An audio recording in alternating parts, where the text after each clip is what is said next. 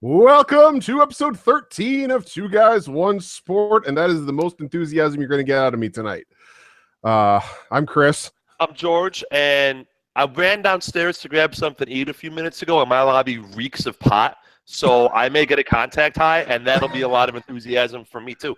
Good, because I've had... I walked outside, and I was like, holy shit, someone is chiefing bad. You know how it is. You live in a city.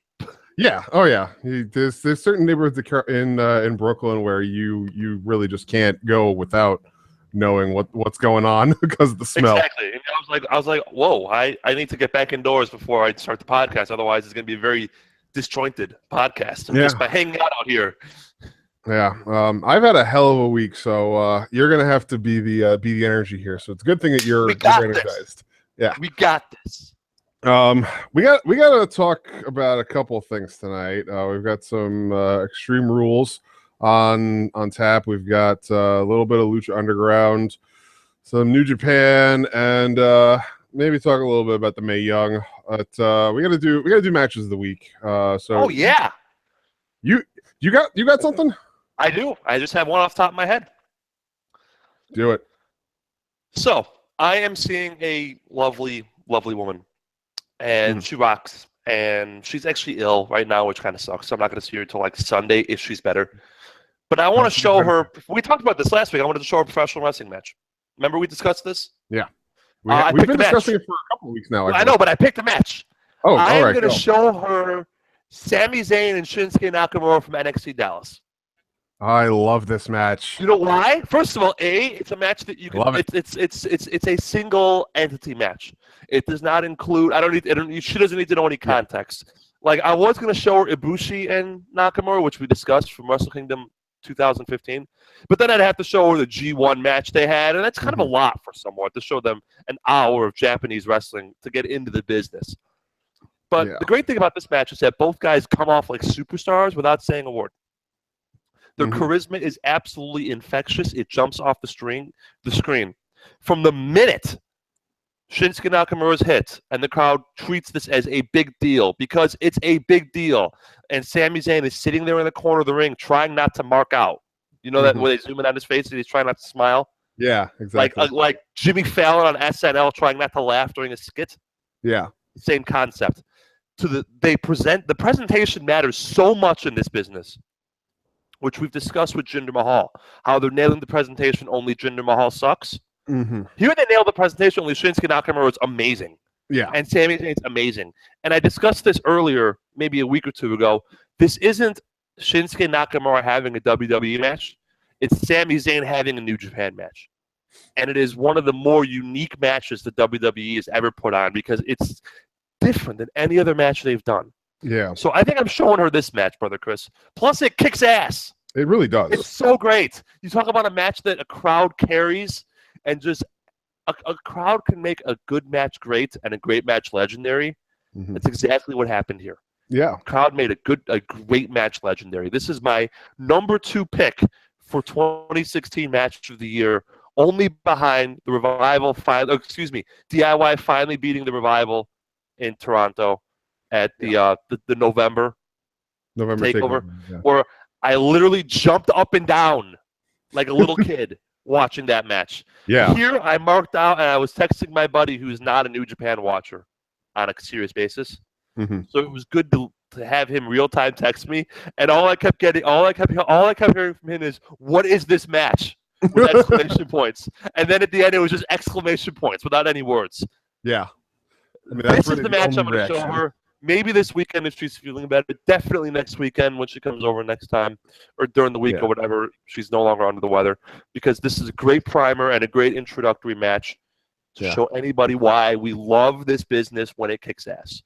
Unfortunately, Brother Chris, it hasn't kicked ass in WWE for quite a long time, but we'll get into that. Yeah. I mean, and you talked about this match not needing any introduction. I mean, You could show her Sami Zayn's promo from the episode of NXT when the match was announced. Oh, she'll show the video. Oh, yeah, it's the video. Yeah, because there is a video of that, and I like that a lot. Just because, like, as soon as Regal gives the announcement, you hear the crowd start to build that anticipation, and then the video comes up with him, and his face turns, and the whole crowd loses their mind. Oh, it's so great. Like that's how you know it's a big deal right there. I mean, yeah, there's a ton in the match that happened that also showed how much of a big deal it was, but yeah, that was a goddamn big deal. And because it's Nakamura, he lays it the fuck in, brother Chris. Oh yeah. Some of there's a couple knee shots on the apron where Zayn is hanging there on the apron and he just kicks him in the head real hard or in the chest. And I think there's a spot where I haven't seen this match in about 6 months, so I'm kind of going off memory.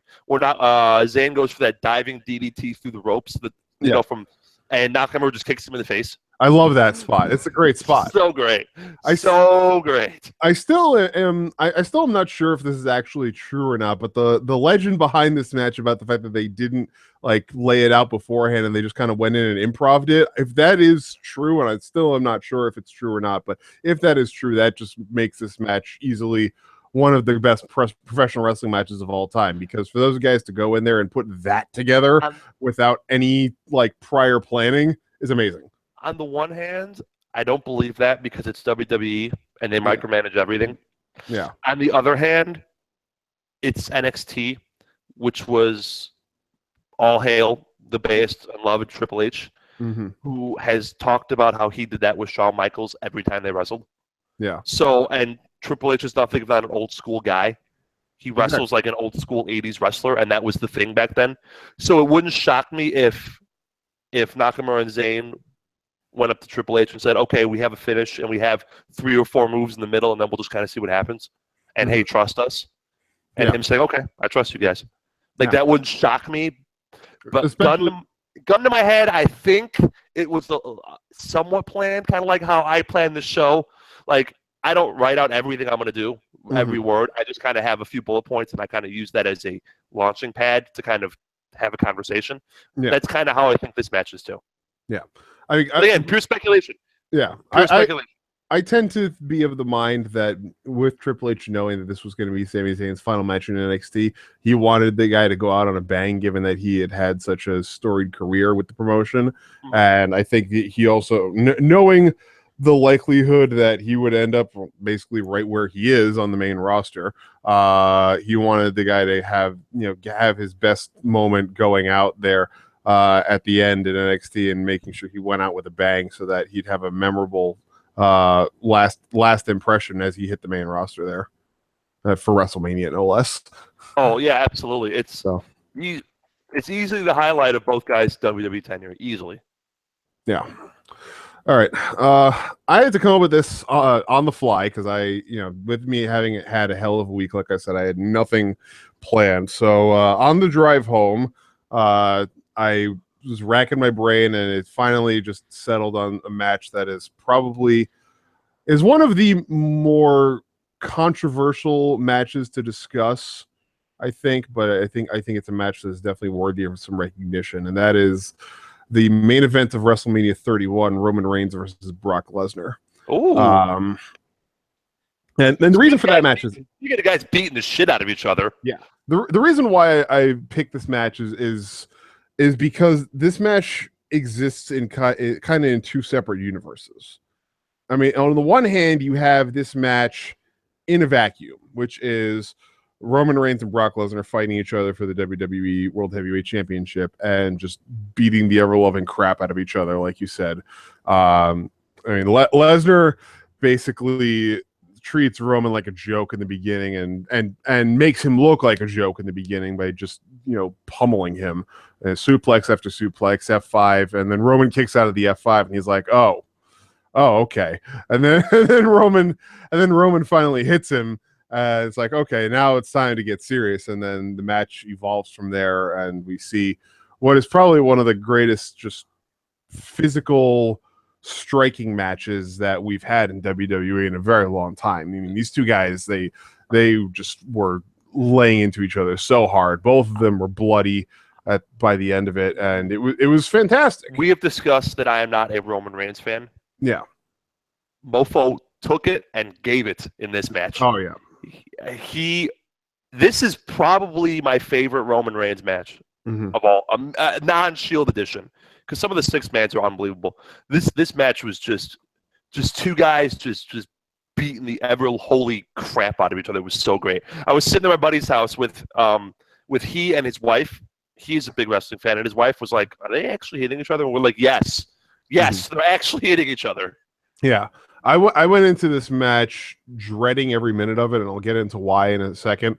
But like as the match went on, I was just sucked in, and I am a big Roman Reigns fan. I have to say, as an aside, you saying that this is your favorite match, considering the matches he had with AJ Styles last year, is kind of impressive to me. So this match, I love.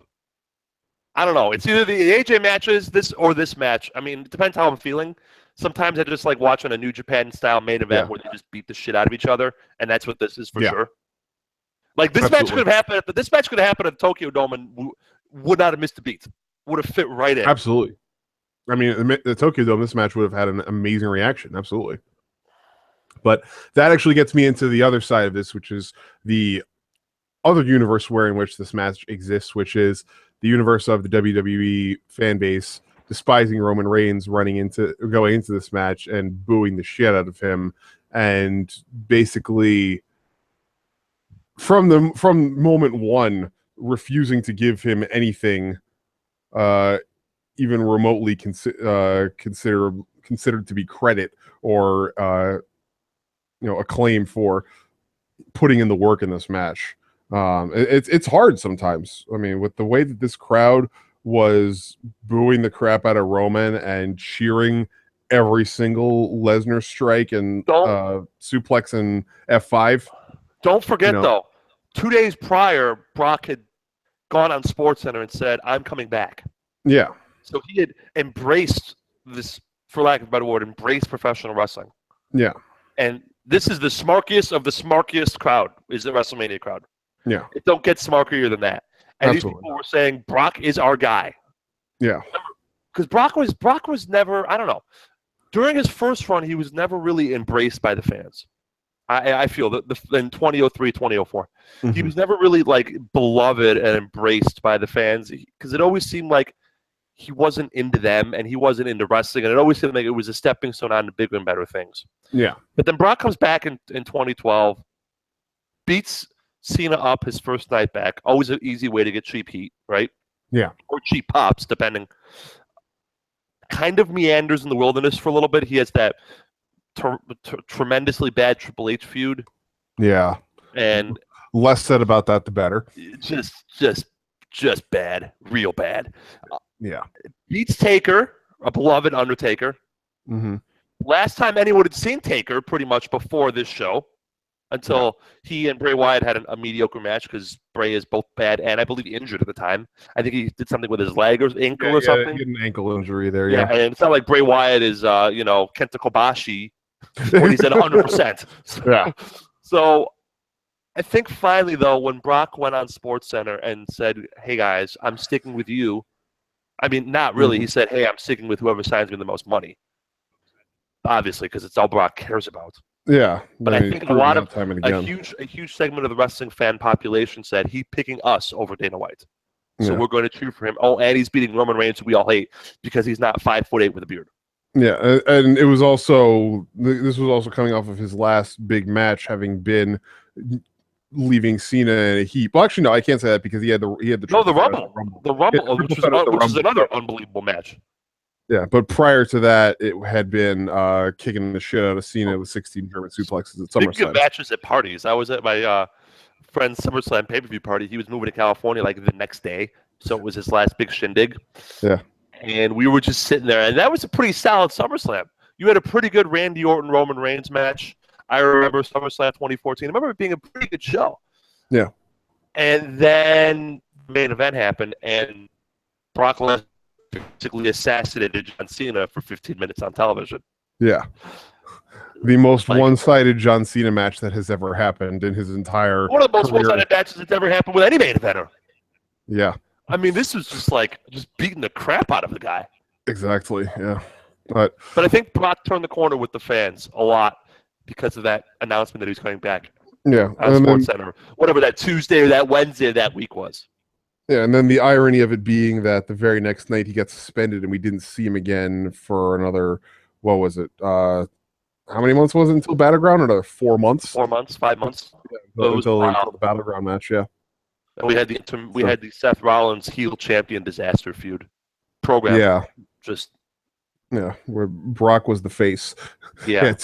But and then Sting interfered, and then where there was the weird show off, and then Seth Rollins just kind of vanished, and he was always booked as the chicken shit heel champion, and then wonders why he never had any credibility. Yeah.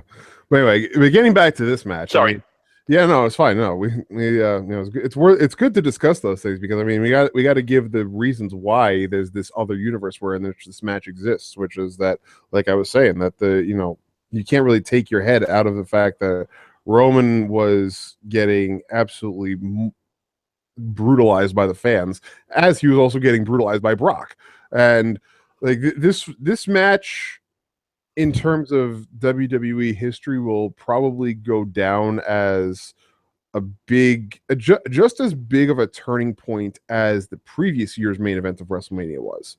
I mean, because the previous year, obviously, we had the Daniel Bryan coronation, and that was the moment where everybody in the WWE universe kind of got it into their heads that, oh my God, we actually can change the course of the company if we really try.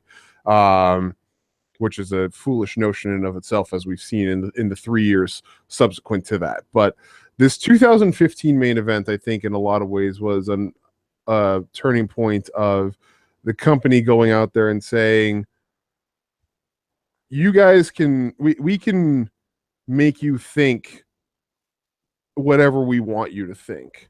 But in the end, we're going to get what we want, because in the end, they did get what they want, which was the following year of Roman Reigns winning in the main event of WrestleMania. Yeah, of course, it was a terrible main event. And yeah, of course, it was rained down with booze afterwards, but they still got what they wanted. And this match, this 2015 match, a year in the making, set that up in a lot of ways, because they knew that they couldn't do it in that moment. They knew that there was no way that they could do it and get away with it in that moment. But give them another year, and they got there. But I vastly prefer that first universe of the match existing solely in a vacuum. And if there was a way that I could watch that match and turn the crowd noise off, I absolutely would. But that is what it is. It's a good match. It's a good physical, stiff match. It's just, yep, it really is.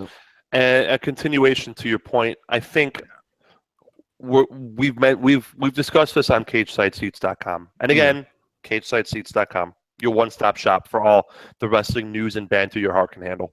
Yeah, it's this feud, for lack of a better term, of Vince McMahon versus fan base would be sad if it wasn't so sad, I guess, for lack of a better phrase.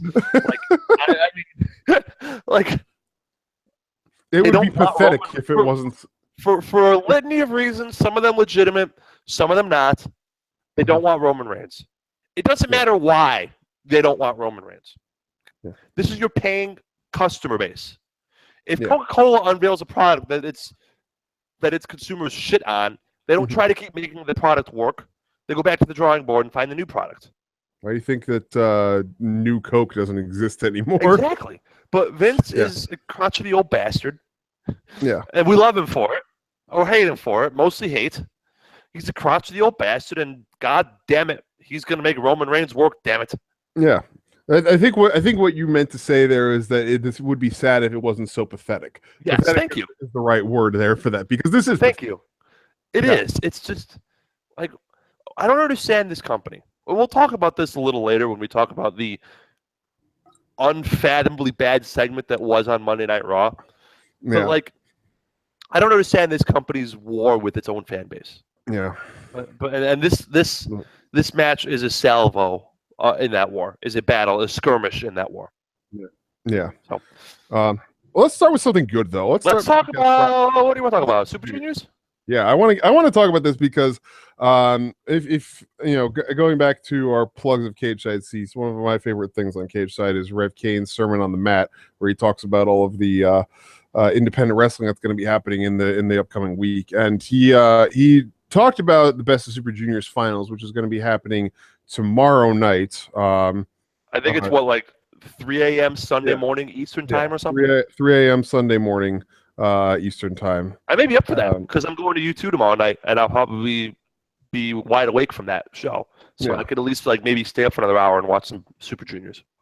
Right. So Sermon on the Mat gets published on Wednesdays, and at the time of Sermon on the Mat getting written, the finalist of Block B still had not been decided because at that time everybody in the block was 3-3. It was down to the wire, and it was essentially whoever wins and has the other three other people lose, they get in. It's like the tiebreakers were utterly ridiculous. And lo and behold, but we have our finals finally. We have Will Ospreay representing Block A, coming out the clear winner in Block A with 10 points, versus the winner of Block B, Kushida. And let me go back to this and say, if you listened last week, you remember we talked about the coverage and mentioned how weird it was that in Block B, Kushida and Bushi were both in the bottom of the block. And come to the finals, they are 1 and 2. 1 and 2 in the block, going from bottom to the top in a week. It blows my mind. But nonetheless, here we are. Will Ospreay in the finals for the second year in a row. Let's not forget that he was in the finals last year and actually won against Ryusuke Taguchi in last year's finals.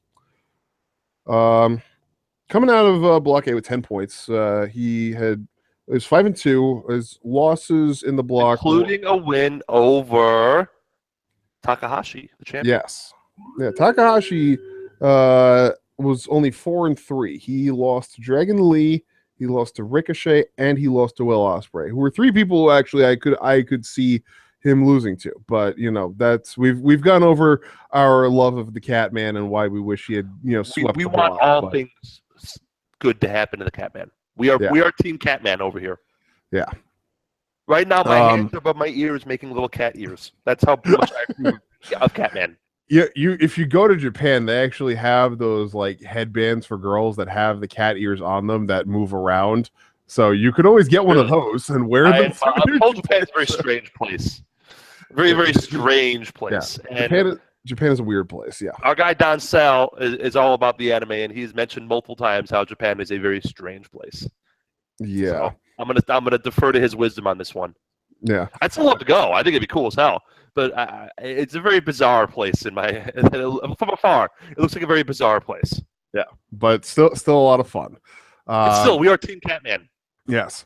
But yeah, Ospreay came out 5-2 in the block. His only losses were to Taichi of all people. God only fucking knows why. And Marty Scurll, who was making his New Japan Marty debut. Scurll had a good showing in this block. Yeah, Marty Scurll also. Not only the losses, but I really enjoyed his. We talked about this last week. I really enjoyed the Marty Scurll Will Ospreay match. Yeah, he had a lot of good matches here, and I think actually a couple of his losses were actually among his better matches. He had good sprints against Dragon Lee and Takahashi. Both of those were losses, but I think they were 2 of his better matches. Agreed, and I enjoyed the Ricochet match too. Yeah, the Ricochet match was also really won good. That one. Yeah, I think the big thing in this going into these finals is going to be wear and tear, because I think Will has. Will had. Let's see. His Dragon Lee match was 10 minutes. His Takahashi match 15 minutes. Liger 10 minutes. Scurll 12 minutes. Ricochet 27 minutes. Taichi 10 minutes, and Taka Michinoku 8 minutes. So he's wrestled almost 90 minutes in that first in the opening round robin. And we look at Kushida. He's also got a lot of wear and tear on him too. ACH 14 minutes, Bushi 15 minutes, Desperado 11. I thought Bushi had a very good tournament, by the way. Yeah. I've enjoyed his work for a while now. I don't mean to cut you off. I'm sorry. No, I've enjoyed his work for a while, but I thought Bushi I think Bushi is on the cusp of being a star in this division. I think he's right there. You know what I'm saying? Absolutely, yeah. I think if they take him out of this trios team that they have the LIJ guys in, I think he's gonna be a contender for the belt very soon. But yeah. Getting back to Kushida's match times, Desperado 11 minutes, Taguchi 23 minutes. He had a 23-minute match with Taguchi.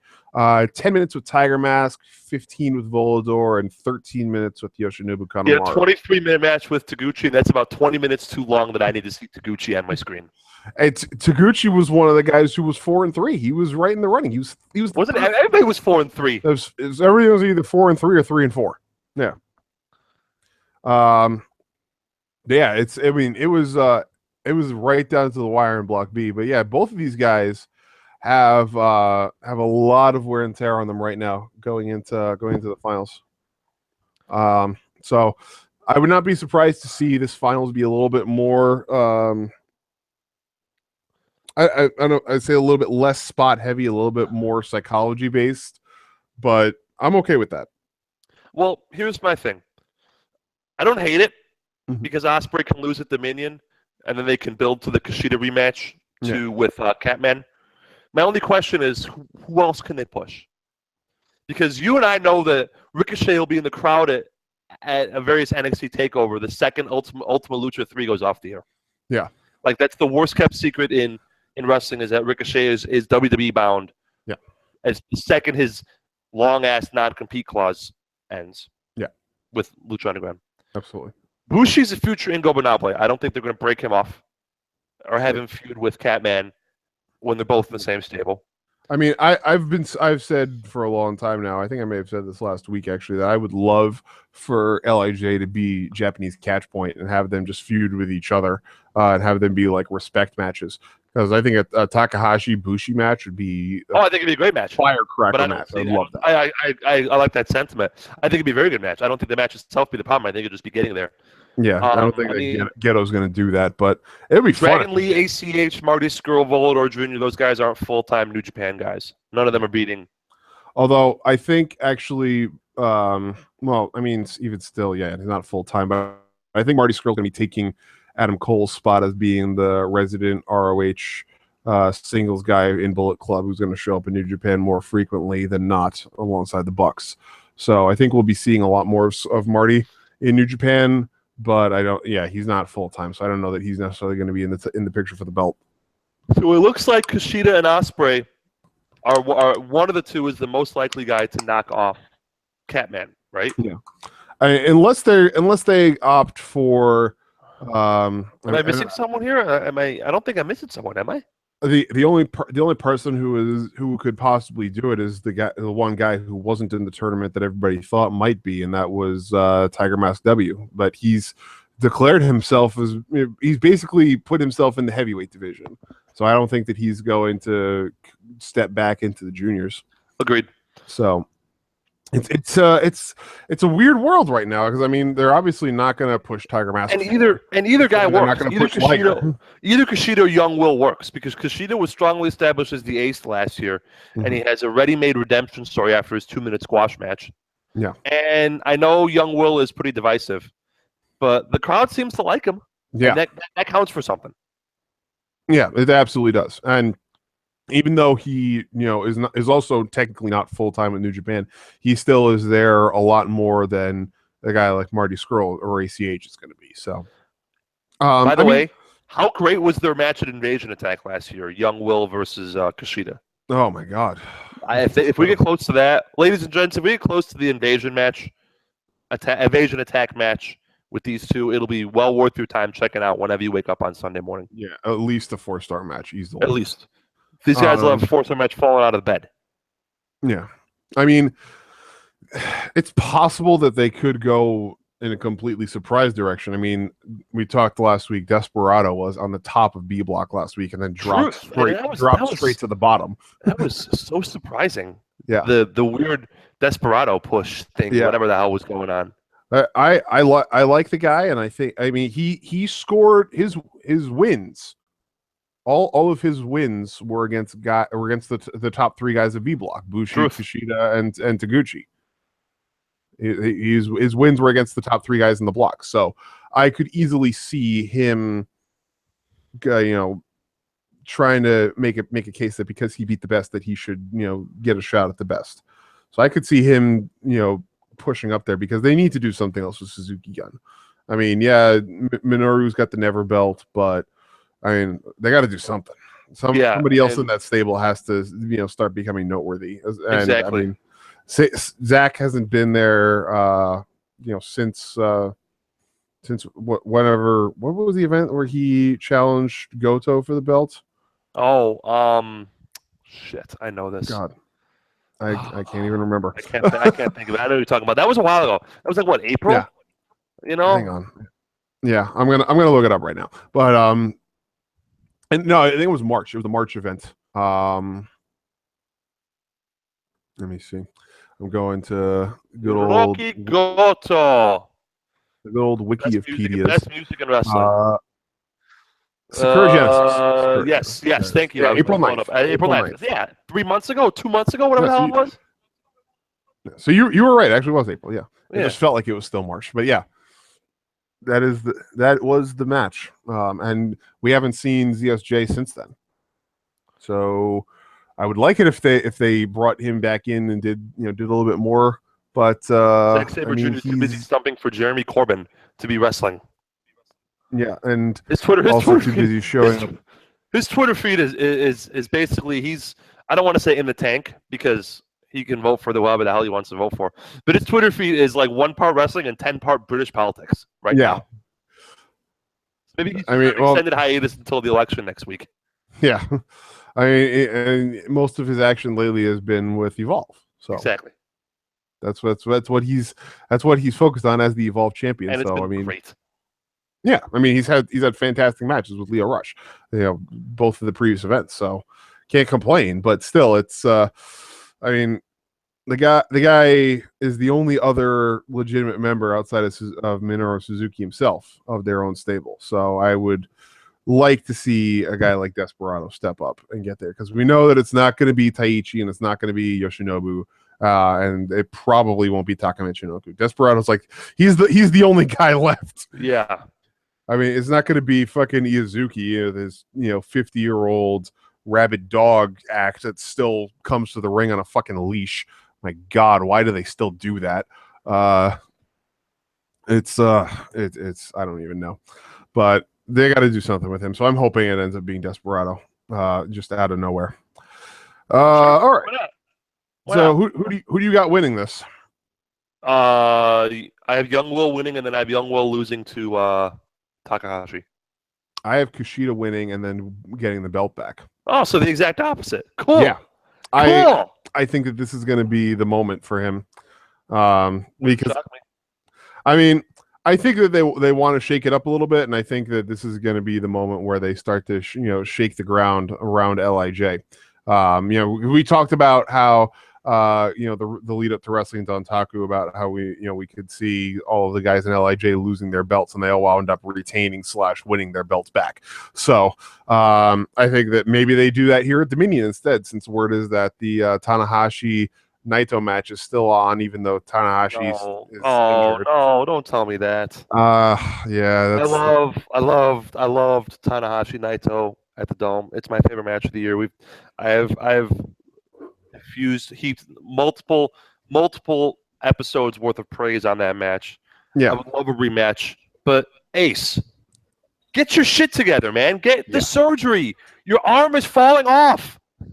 Yeah, get your shit together and get your arm fixed and come back in time for the Dome. Yeah, that's the more important We know thing. You're a monster. We know you're a superstar. We know you're the ace of New Japan. You don't need to prove anything to us, dude. Get your shit fixed. Your arm is has a hole in it.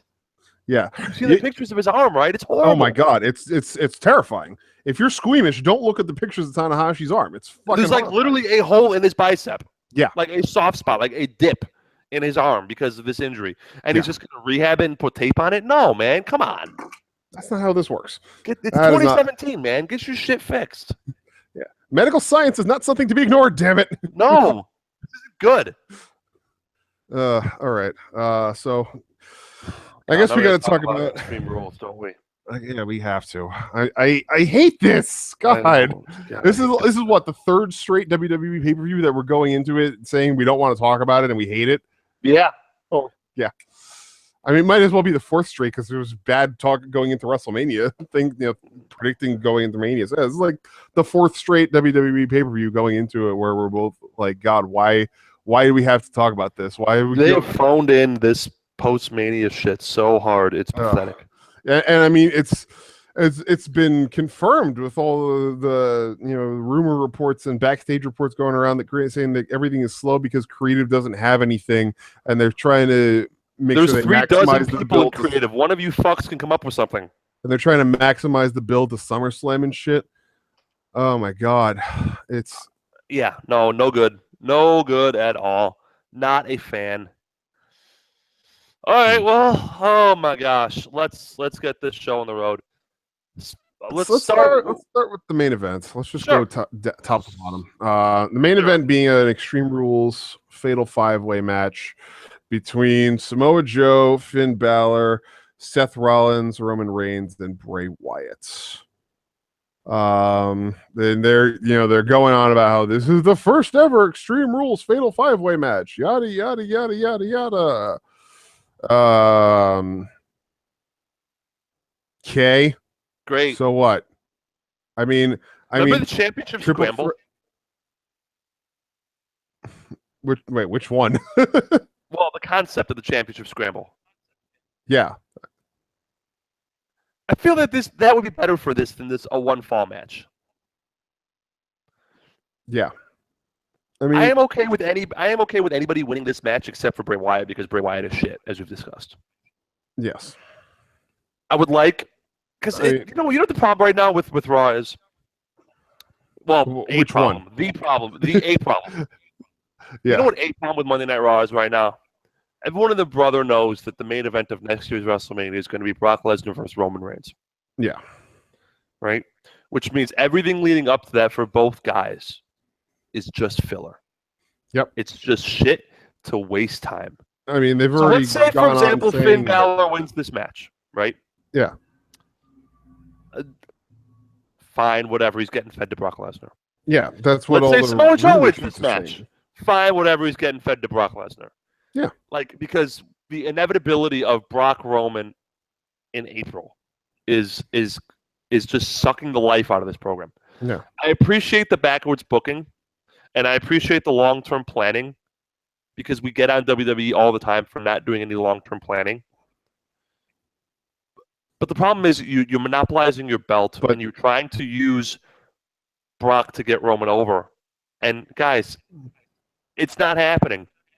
Yeah. I mean, the long-term planning is like, it's not even long-term planning. It's you fed the Undertaker to him and he didn't get him over.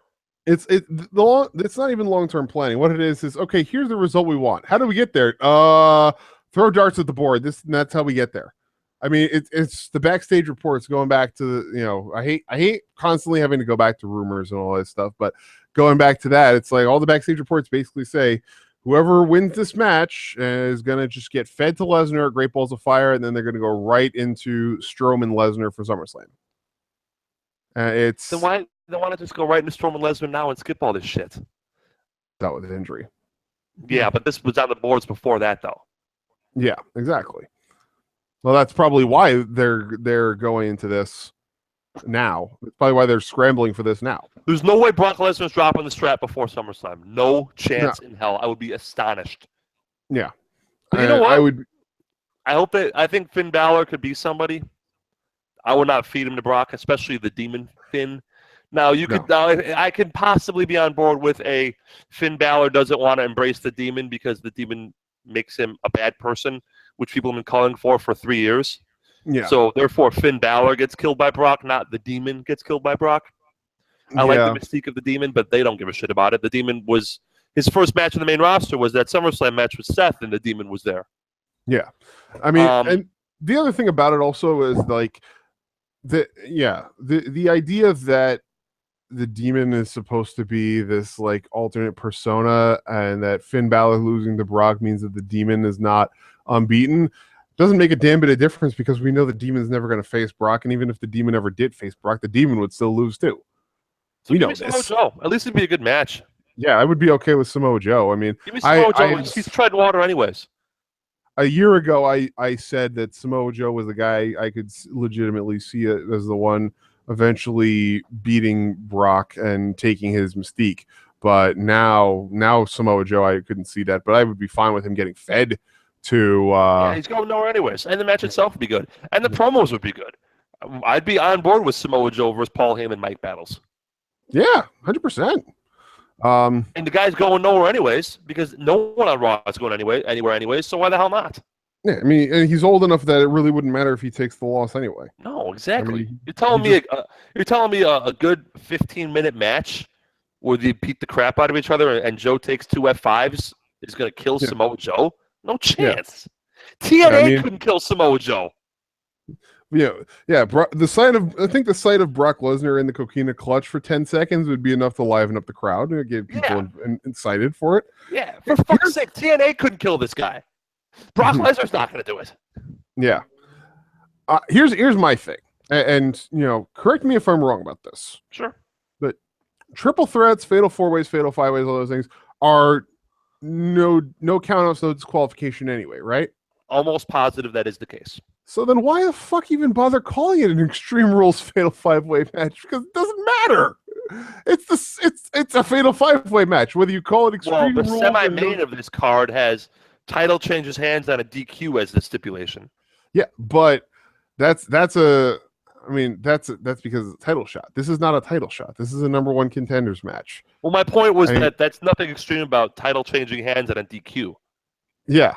I mean, that's a whole other thing for a pay-per-view called Extreme Rules, which we'll talk about in a second. But it's like touting this as being a huge deal because it's an Extreme Rules fatal 5-way match and expecting your crowd to not realize, wait, fatal 5-way matches are no DQ, no count out anyway.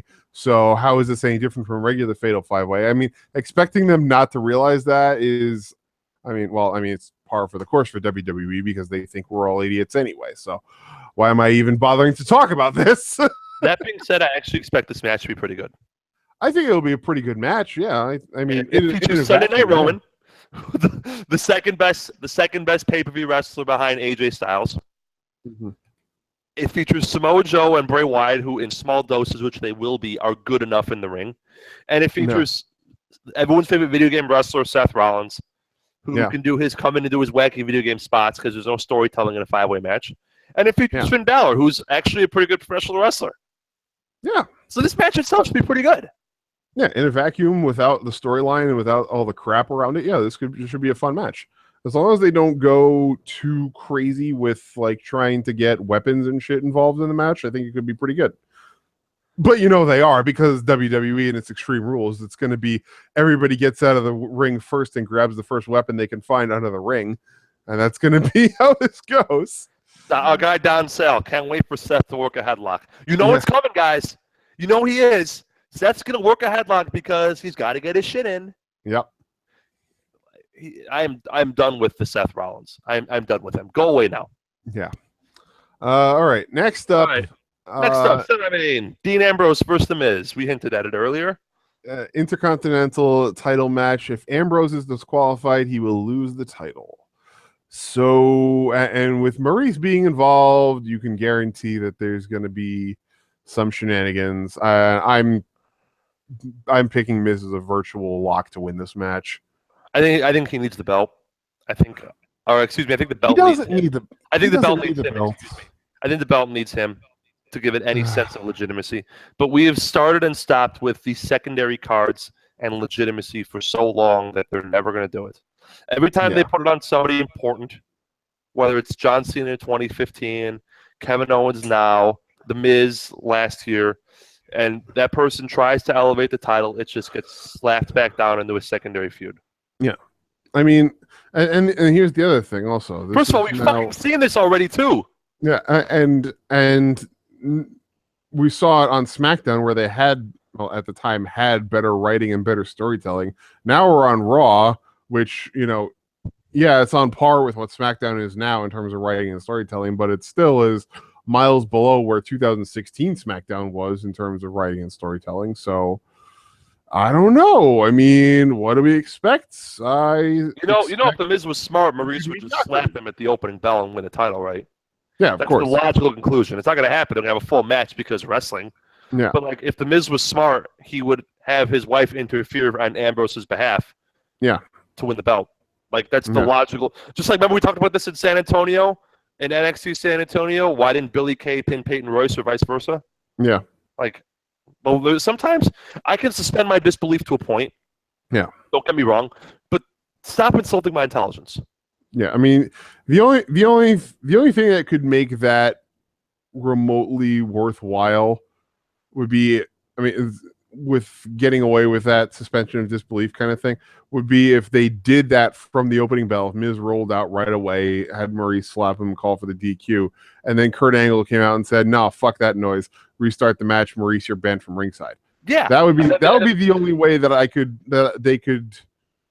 be on board with that kind of thing. I would be on board with still that. Having that makes sense. Still having a full match. That makes sense. That makes sense. It fits everyone's character. Yeah. But I think the Drift is going to interfere on the Miz's behalf. He's going to attack Dean Ambrose, and Miz will get the belt or whatever the hell it is, you know. Well, no, if he attacks or attack the Miz, excuse me. He'll attack the Miz, and then Miz will get the belt, and then we can all move on with our lives. The Miz needs to move on past this Dean Ambrose. The Miz is great. I am all in on the Miz. He is awesome. He deserves good things because he's a good wrestler. I continue to hate the Miz, but I will admit that you don't like cool things. Hey, I will find a new Miz. Goddamn! No, I won't. I am Team Catman. I am Team Miz. Yeah, I'm Team Catman too, but I'm also like, whatever. I apparently don't like cool things in WWE, but whatever. That's besides the point. Okay. Let's. What's next? Women? Yeah, that groan I just did should have affirmed that. Yeah. Let me just preface this. Once again this week I did not watch Raw, and judging by the reports I saw, I'm much better off for it. So, George, you take it away and explain why I'm glad I didn't watch Raw. Let's go in the Wayback Machine, brother Chris. Mm-hmm. Turn on the Wayback Machine. We're going to turn on all the way back to 1999. Vince Russo led Monday Night Raw. Back in 99, Raw featured a segment called This Is Your Life, which was a reference to a game show that was on in the 1950s. I had to look that up, by the way. I didn't know that. Mm-hmm. Mankind hosted a birthday celebration for his, what are the word the kids use? Frenemy? Is that the real word?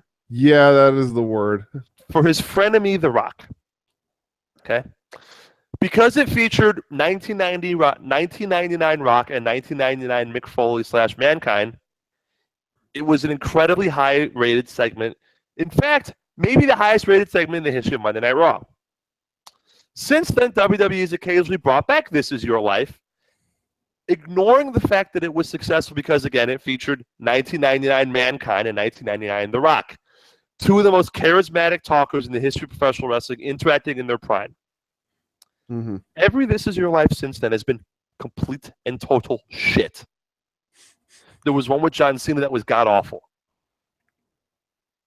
Do you remember this one with John Cena? It was terrible. No, Real I don't. Bad. It was awful. So bad. It's on YouTube. Let me pull up the YouTube link and put it in the thread. It's god-awful. Why would you inflict that punishment on our viewers? This Is Your Life. It was terrible. Pulling down, YouTube link. Foley and Cena. This is your life. In a warning. Warning. Yeah. Podcast. This is very bad. Professional podcasting at its finest. Careful when you open this link. Add television. No, television ahead. Multiple exclamation points. Okay, there. Post. Okay, very bad. All right. Anyway, let's talk about this segment. So Alexa Bliss came out, right? Mm. They gave her the task of trying to manage WWE creative material, which is shit on a good day, and hosting Bayley. This Is Your Life. Okay? My favorite part about this, by the way, is how the Fan Nation video, or whatever the hell they call it, skipped all of this because they realized it was garbage. Yeah. Okay. Here's what you missed, brother Chris. The crowd figured out within about 15 seconds that this was going to be god awful. Yeah. And it was 15 seconds in.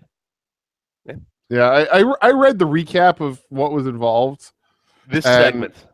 I hated every bit of it. Bayley plays with dolls. Maybe. Bayley sucked at sports and won an award for sportsmanship.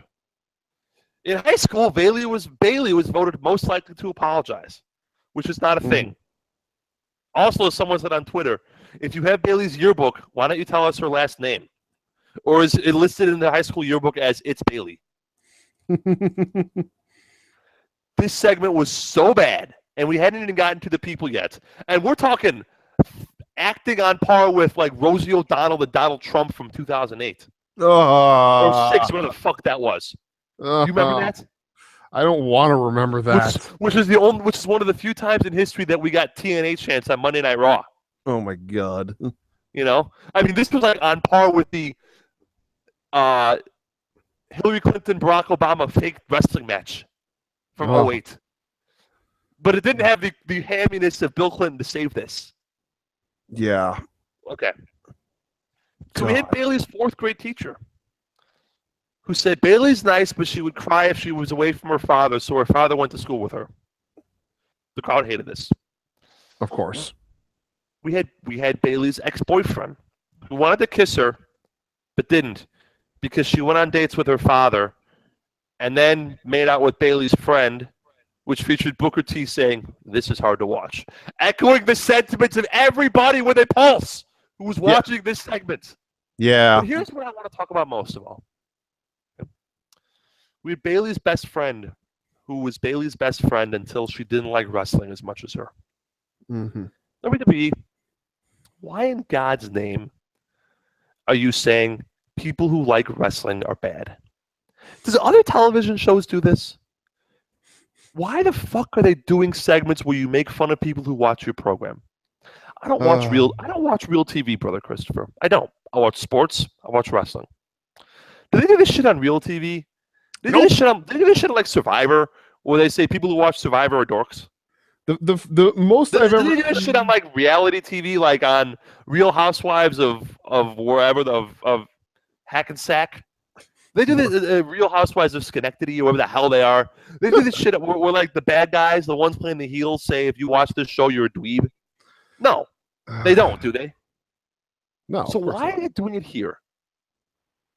Because Vince McMahon, in all of his infinite wisdom, in all of the money that he has made on all of his years of being a wrestling promoter, still hates the fact that he is a wrestling promoter. We've discussed this before, my friend. His own self-loathing. It's the stuff of like doctoral dissertations. Why does a man who's made hundreds of millions, if not billions of dollars, doing professional wrestling hates professional wrestling? I mean, like literally, like psychologists can write dissertations on this. Yeah. I don't understand this. That's the segment. You want to talk about the match itself? No, because the fucking kendo stick on a pole match, and the fact that we have an anything on a pole match in 2017 is going to be utterly and totally stupid as shit. Let's talk about Bayley for a second.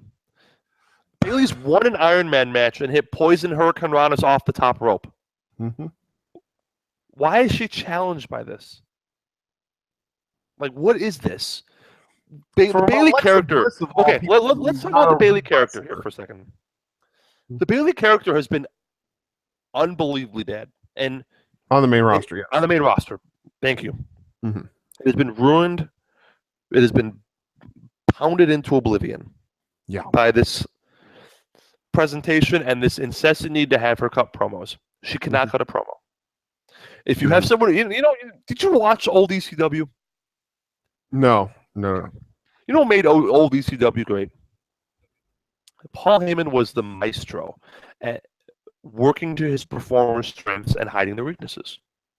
So if you had guys who couldn't wrestle but could talk, they would talk and have short wrestling matches. Yeah. And if you had guys who couldn't talk and could wrestle, like Taz, they wouldn't cut 15-minute promos. They would come out, they would say 2 words, and they would beat the crap out of people. But because this is WWE and this company loves their formula, and their formula is talk, then wrestle, we get Bayley cutting promos and being very bad at it. And yes, she needs to be better at it. That's 100% on her. But at this point, the ship has sailed. Mm-hmm. Stop hiding her strengths and highlighting her weaknesses. And that goes for everybody. Yeah. Like, I like Adam Rice's comment in the thread. Vince became a billionaire because of wrestling, but he hates it with a passion. He views himself as Walt Disney, not Vern Gagne. It's like, great analogy. Great analogy. Okay, well, then Vince, go fucking make movies. If that's really what you care about doing, if that's really what your passion is, if that's what you want to do, go fucking make a movie. And stop fucking forcing bad television on us. You've got the money. You've got your career. Your career is made. You could sell the company, and with the money you have left over, hell, even with your own personal savings, you could go make 10 movies with what you've got. Let them be whatever you want them to be. If you're that obsessed with fucking creating what you view as high drama, then go fucking do it somewhere else. Because this is not what anybody wants to see. No, and Matt DSM posting this gif of Sasha Banks beating the ever-loving shit out of Charlotte, it makes me very happy. Yeah. In that False Count Anywhere match. That was a good use of a kendo stick, yeah. Yeah, no, that match rocked. I just wanted to give Matt props. Thanks, Matt. This gift makes me happy. Yeah. Thank you. Yeah, but then punishment to you, Matt, because of your comment just there. Hey, he makes movies. Have you not heard of the Marine 5? No. You will not disparage the Marine 5 in my presence, sir.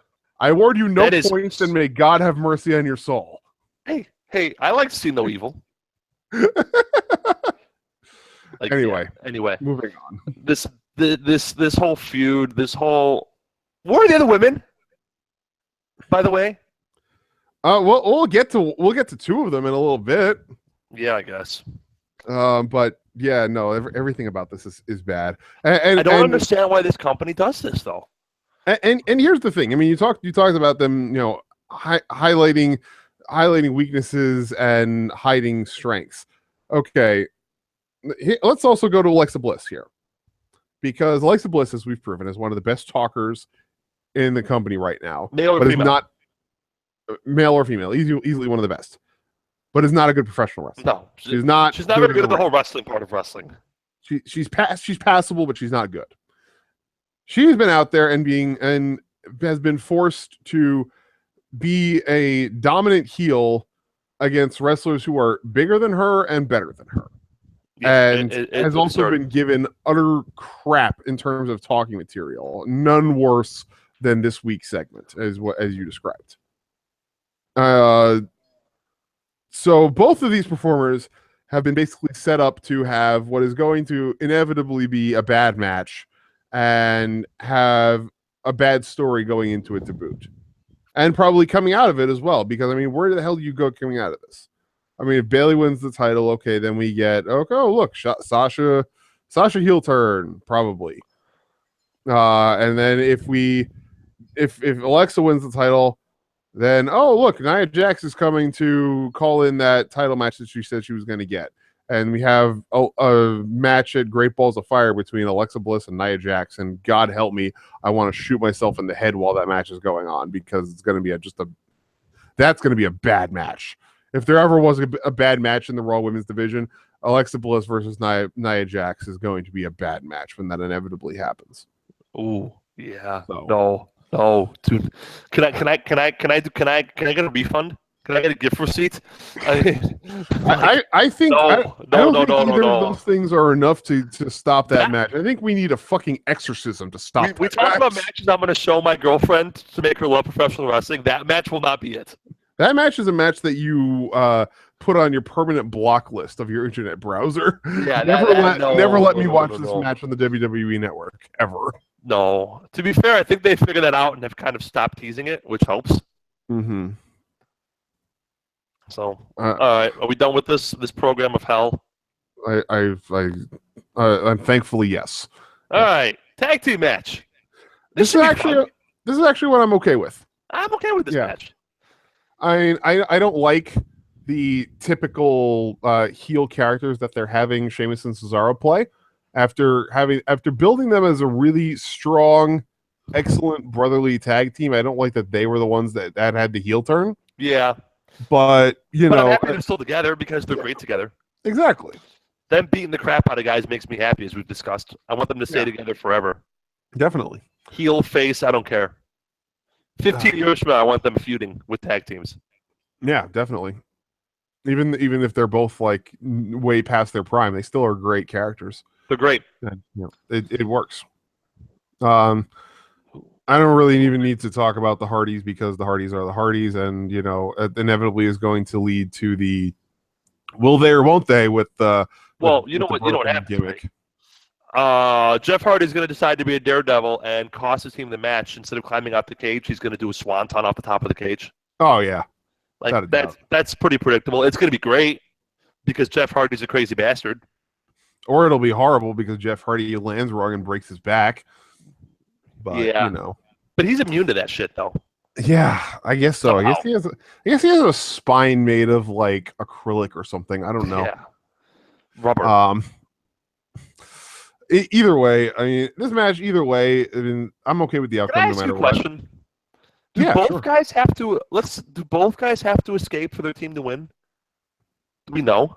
I don't know. That's an interesting thought. Like if Sheamus escapes first, and then Matt and Jeff escape at the same time, and Cesaro is still in the ring, do Sheamus and Cesaro win because Sheamus escaped first, or do Matt and Jeff win because they both escaped before the other two both escaped? You know what I'm saying? Like, do we know? Have they said that? I don't know. Let's see. History of WWE Tag Team Steel Cage matches before the Hardy Boys versus Sheamus and Cesaro.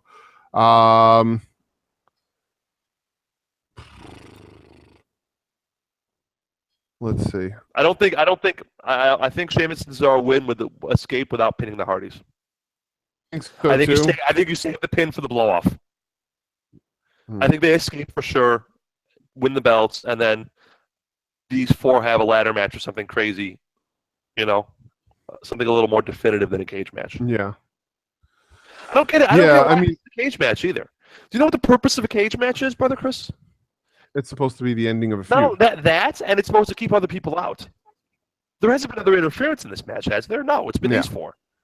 There hasn't been wacky run-ins or schmaz finishes, or there hasn't been any interference. So what the hell do you need a cage for? Yeah, I mean, is there really anybody who would need to worry about having interfere? I mean, the Revival aren't set to come back yet. Enzo and Cass are in their whodunit escapade right now. Mm-hmm. The New Day's over on SmackDown. I mean, what other tag teams even are there on Raw? The Shining Stars, who are now the Cologne Brothers, are also over on SmackDown. I mean, Raw needs American Alpha. Yeah.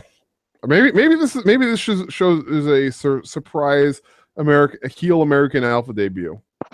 Sure, why not? Or more likely than they've just kind of forgotten American Alpha exists. Yeah, that's also possibly true. That's my official prediction is that Sheamus and Cesaro escape, win the belts, and then we have a blow off at Great Balls of Fire. Yeah, goodness gracious, a blow off at Great Balls of Fire. I'd be okay with that. Yeah. Good, by the way, I'm excited for this match. Yeah, for sure. Then we have. By the way, nobody's watching this show because it's on the same exact time as the NBA Finals. I just wanted to let you know that. Maybe that's why all these matches are shit. Yeah, maybe they're like, or no one's gonna be watching this, but I'll be watching because I'm a masochist. Yeah. Cruiserweight. Yeah, this is actually another one that would be actually a pretty good match. Agreed. But it's a submission match. Yeah, he does. But can I talk for a second about what the absolute lunacy is of having a submission match in your cruiserweight division? Because I think there's got to be somebody on that 30-person Raw creative team who looks at that cruiserweight roster, looks at 205 Live, looks at the Cruiserweight Classic, and says, "Huh, these guys aren't doing a damn thing that they did in the Cruiserweight Classic. They're doing standard WWE wrestling matches, and nobody's interested. And oh, look, the ratings on 205 Live are so bad that it's even making the corporate office reconsider having the WWE UK show because the ratings for 205 Live are that bad. Like, well, let's maybe think about why they might be that bad. Could it possibly be that the matches you're having on your cruiserweight show are basically exactly the same thing as what you're having on Monday Night Raw, and thus people don't feel the need to even watch in the first place? Could it be? I don't know. Maybe if we used our brains even the slightest fraction, we'd come to the realization that, oh yeah, cruiserweights aren't supposed to be doing submissions and rest holds and all these ground-based mat moves. It's supposed to be high flying because that's what cruiserweight matches are supposed to be. Yeah, I like Drew Gulak's, I'm not lying, no high flying thing and no fly zone. That's all well and good for one guy to be doing.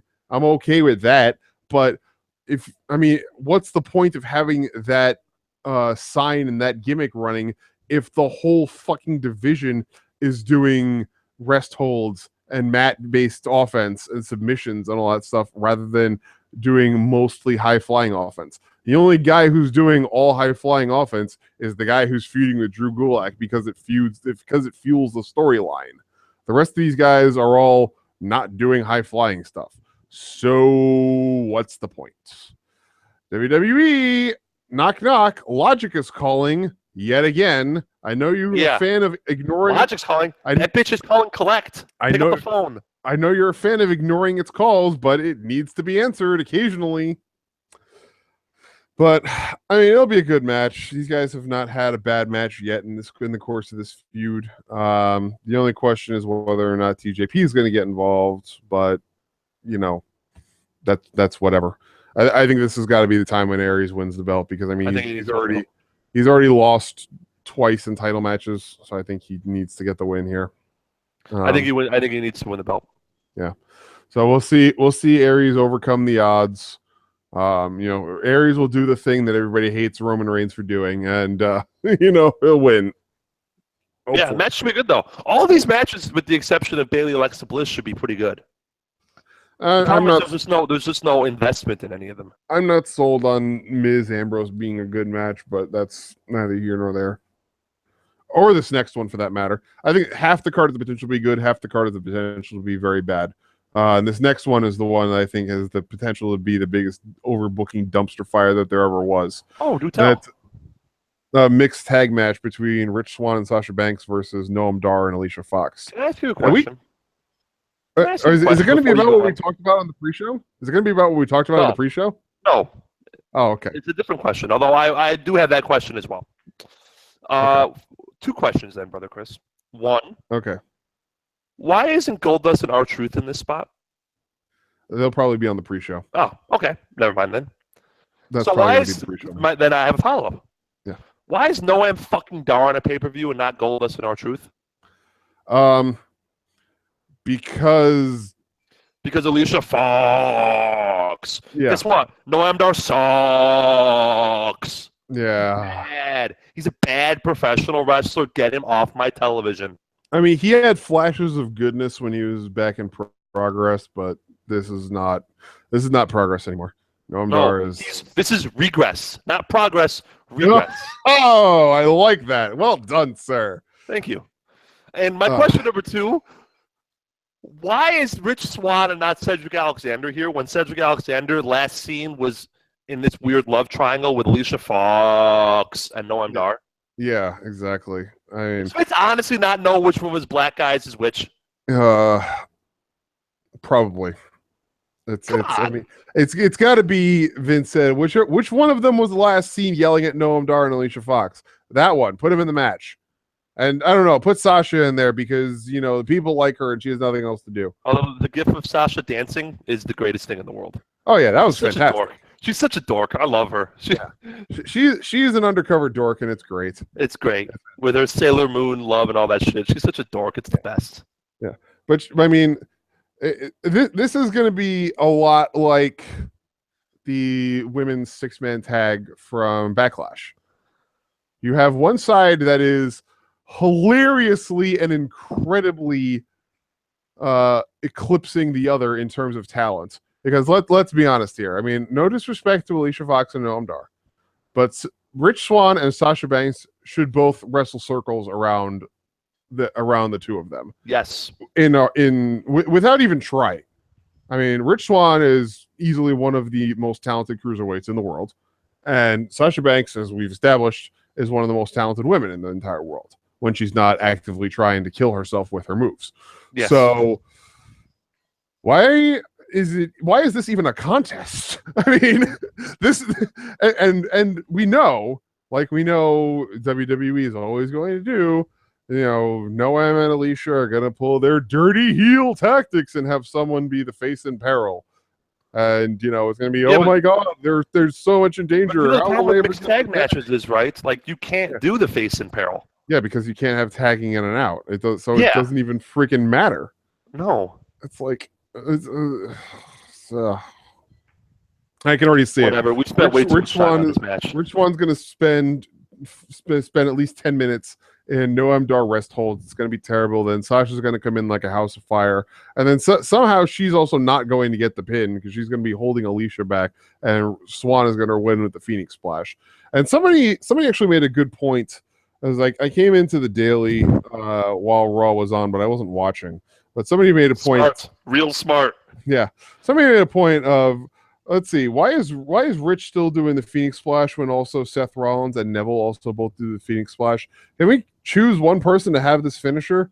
And it's like, yeah, I mean, Rich Swann does have that amazing jumping 450 that he hasn't done since the Cruiserweight Classic. Why don't we let him do that? But no, we can't have him do that because that's too flippy for WWE. Whatever. I've said this before. I don't want to hate more. This company or that I like this company? Yeah, that is the eternal question. And whatever.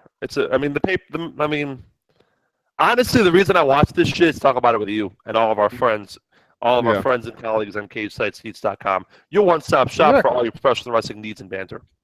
We're getting the plug-in a lot. I'm making it my own little plug-in. Why the hell not? Nice. It's 99 Maggle. I'm guessing you tuned in late. Best of Super Juniors final is going to be Sunday morning at 3 a.m. Eastern time. So be sure to watch that because it's sure to be better than whatever you see on Extreme Rules. Let's talk about Lucha Underground real quick. By all means.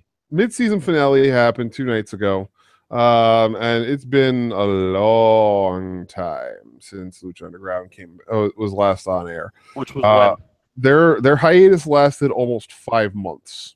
It's a long time. Which is much longer than any other hiatus they've had. I mean, the break between the end of season 2 and the beginning of season 3 was only 2 months. So 5 months with a lot of professional wrestling in between, some of it good, some of it bad.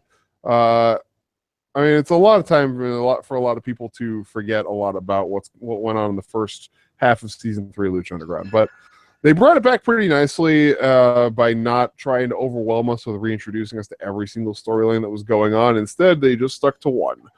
And it was the all-night long match between Willie Mack and Johnny Mundo. And I have to say, this was a smart thing to do. Full disclosure, I haven't gotten to actually watch the episode yet, but I have read the recap by our wonderful resident Lucha Underground and TNA guy, Kyle Decker. And it looks like it was actually on CageSitesHeats.com. Your one-stop shop for wrestling news and banter. Oh man, I needed this. You're down, brother Chris. Anyway, go on. Yeah, I mean, one match that lasted the full hour. And it was a good match. I mean, all night long match is basically Lucha Underground's version of an Iron Man match, and it lasted the full episode. There's a lot of overbooking. We had run-ins by members of the Worldwide Underground. We had run-ins by Mac's allies like Son of Havoc and Sexy Star. Although, I don't really know if you could call Son of Havoc an ally of Willie Mack as opposed to being just an enemy of the Underground. Yeah. Yeah. I mean, that's really what it is that Johnny Mundo and the Worldwide Underground have made a ton of enemies for themselves, and Son of Havoc is one of them. And to combine with Sexy Star, who is Mac's best friend on the show, they fought back against PJ Black making his interference. But then Ricky Mandel, surprise, ran in later also. but they neutralized him too. But we had we had the moment much like we had at last year's G1 of the Okada Tanahashi match with the ending as the ref's hand is going down for the third hit of the pinfall. The bell rings to end the match, and it ends on a tie, and tie goes to the champion. So Johnny Mundo retains. However, your friend and mine, Mr. Dario Cueto, comes out to remind everybody that ties don't happen in the temple, and they're going to restart the match. That's right. Dario never wears a tie. Yeah, exactly. he's all about the button up with no tie. I am a huge fan of that look. Yeah, I call that the pre-president Barack Obama look. It's a great look. Shirt, no tie, sports coat look is a great look. I'm going to a wedding on Friday. I think I'm actually doing that. Which reminds me, next Friday, I will be at a wedding. We need to pick another date. All right, that's. So sorry about that. Yeah, we'll figure it out. Sorry, go on. I just thought of that. So Dario Cueto comes out and announces that next week the guys are going to fight again, and there will be a winner. Quote, even if it takes all night long. So they're going to have a winner next week. But I'd say, like, having not watched the match but intending to watch it soon, I say this is a good way to bring it back because they needed to slowly start things off with a bang. You know, easing people back in after 5 months off is one thing that not a lot of TV shows do well, but this is one case where it really worked out well. We didn't have all of the nonsense with Drago being kidnapped by the lizard people, or where we were with Matanza and Puma and all that other stuff, or what's going on between Katrina and Jeremiah Crane, all these other things, or anything with the Rabbit Tribe, or even Pentagon and the Black Lotus Triad and El Dragon Azteca. We kept it to one storyline, and they're going to slowly ease back into everything else, which I think is a good way to go about it. So let's use our last 10 minutes to talk about the Mae Young Classic. Sure. So first big thing that it was talked about this week is that Io Shirai is not expected to be in the May. She's still finishing up dates. Yeah, she's still got some dates left with Stardom to finish up, which is unfortunate, but I think is honestly for the best because if you have Io Shirai in the tournament, she's basically a lock to go all the way to the finals because best female professional wrestler in the world, you don't not have her in the finals. Unless you're Vince McMahon and you're really dumb, but now Triple H running the tournament, I don't think he's gonna let that happen. So, who we do know, or we have a very, very good idea of being in the tournament are incoming Performance Center names like Nixon Newell, Kairi Hojo, Evie, Demi Bennett, and a number of other international signings. And there's a reasonable expectation that we'll be seeing other indie names who were recently signed, like possibly Ruby Riott, possibly Kimberly, maybe some others. Do we know how many it's going to be? Do we know any of that stuff yet? It's 32. It's going to be just like the Cruiserweight Classic. It's going to be a tournament 32. It's going to be brackets. And scheduled to be filming, I believe it's July 13th and 14th is what I believe it is. Okay. So let me see. Relatively soon. Let me see if that's actually right. Yeah. It looks like it's July 13th and 14th. But given the names that have been announced and some of the names that we can expect to see in this, who do you think we're going to be seeing go far in this tournament? Who do we think, or who do we hope? Who do you think? It's a good question. I think Kairi Hojo's getting a nice, decent push. Okay. And that's the first name I can think of off the top of my head. Do we have a list of names? Let me pull one up. No, we don't really have a classic. We don't have a list of names, but we have a lot of speculation names. Okay. Yeah, that's. I mean, I think Kyrie Hojo will. I think Nixon Newell is in line for a decent push. Your final, actually. To be honest, I think Nixon Newell could win it. It wouldn't shock me. Maybe Evie. I mean, just the usual. It's hard for me to get a feel on this tournament, to be honest, until we have a bracket and everything. You know. Yeah. What about you? What are your thoughts? Well, let me see here. Are we getting Toni Storm for sure? Do we know? Is she supposed to be in? Is she not? It's very likely that she's going to be in it. So she's said to be likely getting a very prominent role. She's so great. Given that she was part of the Progress showcase that happened at WrestleMania Access. She is so great. I love her. She's going to do well. So I would say that there's a pretty strong likelihood that she gets the Kota Ibushi role of this tournament, and that she goes to the quarterfinals, possibly the semis, and then loses to the eventual winner. But is like the powerhouse of the tournament, winning in very dominant. Yeah, that makes sense. I would not be upset with that at all, given that she is one of the best on the planet. I'm sticking by my original thought that Evie or Kyrie Hojo wins this. Okay. Either of them. Neither would shock me. Either of them winning and getting a very strong babyface push out the gate with whatever they do next, whether it's to NXT or whether it's to a network exclusive women's show. Either way, I could see both of them excelling very much in that spot. Right now, my big thing that I've been going crazy about is the fact that there was a very brief thing on Twitter, a very brief post that appeared on Twitter. I think it was yesterday, actually. Somebody, it wasn't Evie and it wasn't Ruby Riott, but somebody tweeted a video. I think it might have been from Evie's Snapchat. I don't even know if she has Snapchat or not, but it was from somebody's Snapchat. I mean, I have to guess it was Evie's, given the perspective of the video, but it was Evie riding in a car, drinking something from Starbucks.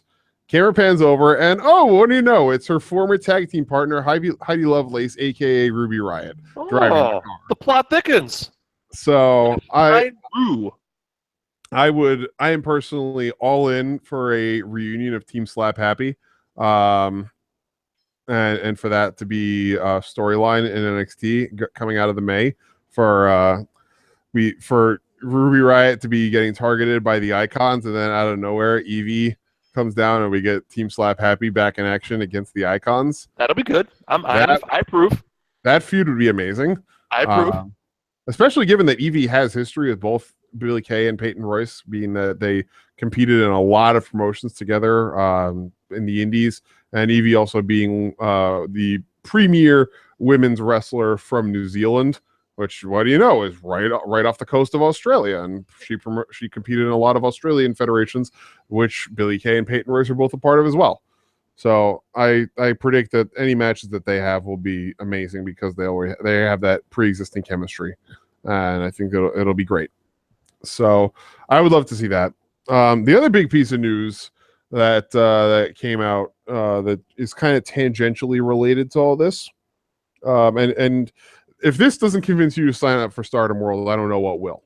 But it is said now that Mayu Iwatani, the last of the Stardom Freedom, who did not sign with WWE, is no longer considering retirement in light of her now basically being the ace of Stardom. Ooh. She is, in fact, it is a strong likelihood that she is going to end up being the first woman to ever hold both the World of Stardom and Wonder of Stardom titles at the same time. Really? Because she has a title shot. I think I had mentioned she has a title shot coming up for Io Shirai's title. Actually, I didn't mention that, but she has a title shot for Io Shirai's title on June 21st at Korakuen Hall. And it's reasonable to expect. WWE or Stardom. You have my attention. It's reasonable to expect that Mayu is going to win the belt there, and that's going to be the start of Io Shirai's farewell tour with Stardom. And that she'll be reporting to the PC probably the beginning of August. And then And then the situation in Stardom becomes Mayu Iwatani is the top star, and Toni Storm, who is believed to be Rossi's pick as the next ace, or was believed to be Rossi's pick as the next ace, before this whole news about Mayu not retiring came out. But it's long been speculated that Toni Storm was going to be Rossi's next ace, and that he was going to try and sign her away from Progress and have her be full time with Stardom, get her to move to Japan, kind of like he got Chris Wolf to move to Japan and have her be full time there. So what happens there? Do we get Toni Storm full time with Stardom and feuding with Mayu Iwatani for the top of the card? Do we get Toni Storm continuing to just be a star of Stardom, but also still be part time with the promotion? It's a very interesting scene, because aside from Mayu and Toni, Stardom's not going to have a lot of names left after Io and Kairi leave. I mean, they've got a lot of veterans who've been with the promotion for a long time, but are not very well known outside of Japan. I mean, I could easily see them, like, this is just a thought that popped into my head, but this will be a name that pops a lot of Joshi fans. I could easily see Stardom making a call and saying, hey, Miko Satomura, you want to come back and have a little 4 or 5 month stopgap feud with Mayu Iwatani while we make some more names for promotion? That's a name. I mean, she did have the best match of the promotion when Io won the belt against her way back in 2015. I was about to say that was easily the best match of Stardom in 2015, maybe, if not the best match of the entire promotion's history, but definitely one of the top 3 of the promotion's history. I could easily see them calling her up and being like, "Hey, you come back for a little bit. You still wrestle Miko, you know? Why not? Why not? You know?" It's an interesting time in women's wrestling, to say the least. And I'm excited about it. We're both excited about being women's wrestling fans. I'm the big women's wrestling fan. I'm trying to convert you to watch. I'm getting there. Yeah. We gotta get you signed up for more stuff. Exactly. I need to stop watching WWE and start watching real wrestling that doesn't suck. Yeah, seriously. Hey, I mean, at least we got the May to look forward to. Truth. So when do you want to talk next? Thursday? That's going to be great. You want to talk Thursday again? I have a wedding Friday. Yeah, we can do Thursday. We're doing Thursday. Thursday, 8 p.m. Central. 9 o'clock Eastern. 10 o'clock. I'm not going to do the whole rundown. I've done it too many times. But we're going to do a recap of Extreme Rules, recap of the Best of Super Juniors, or at least the finals of the Best of Super Juniors, and preview of Dominion 611. Which should be a doozy. It's going to be a great night. That's a pay-per-view I'm looking forward to, or an event I'm looking forward to. That's the wonderful thing right now is, like, you know, yeah, all these WWE events right now are shit, but at least we've got this great stuff from New Japan to look forward to. Dominion, and then your favorite thing. Feel the excitement.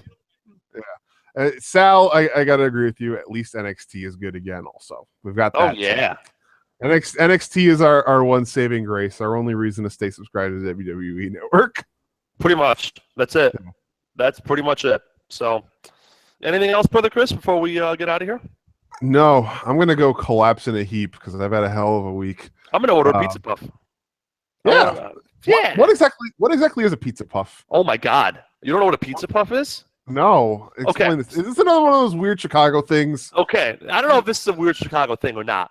Okay, so you have, like, pizza sauce and beef in, like, dough.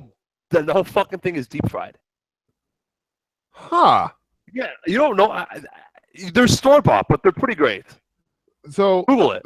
Google pizza puff. So it's like pizza bites, that basically. Yeah, but they're big. They're like bigger. Here, let me find a decent image for you. All right. Yeah, cool. This is it. Yeah, this is great. View image. Where's the thread? This is gonna be Kate. This is gonna be my dinner. Oh, I can't wait. Preview. Yeah, post. That's what I'm getting. Oh my God, that looks amazing. It's awesome. It's so I great. want it. I know. And with a side of fries and a Dr. Pepper, it's going to be so. I may actually just skip the fries and get 2 of those damn things. Pizza Puffs are awesome. So, all right. Anything else? No, that's it. That's episode 13 in the books, guys. Thank you all for tuning in. Thank you for participating in the live thread. On CagesideSeats.com, your one-stop shop for wrestling news and banter. Yep. Got it in one more time before the close of the show. We will see you Thursday. 8 Thursday next week. Central, 9 Eastern. Thanks again, everybody. Enjoy the rest of your Friday. Enjoy the wrestling, and have a wonderful weekend. Tell your friends, tell your family, come check us out next Thursday, and don't work yourselves into a shoot.